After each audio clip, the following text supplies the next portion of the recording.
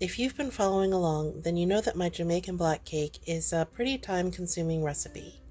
In this video, I'll show you how to finish it up and even how to decorate it if you want to mail some. Start out by making a simple syrup with 1 part water and 1 part granulated sugar. Add just a little bit of rum or rum extract.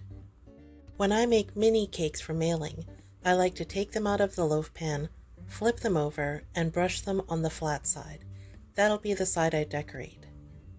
Based on when you want to serve them, you can brush these cakes with your syrup every few days or once a week.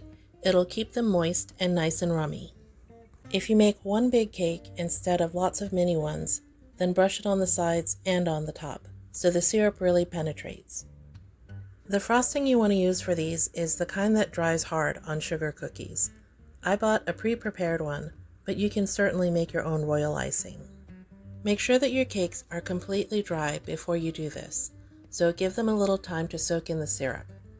I like to make a basic pattern by making a zigzag in one direction and then an opposite zigzag. The frosting step is completely optional, by the way. It is traditional to use a royal icing if you're decorating it, but you can also just make the cake and brush it with syrup. It's done at that point. Now, because I'm mailing this, I'll make 2 different sorts of patterns. One with just frosting, and one with frosting and Christmas sprinkles. Once they're all decorated, I like to put them into brand new loaf pans. If you don't have enough, you can use the ones that you baked with, but I think that these look nicer. Remember to add your sprinkles before the icing sets.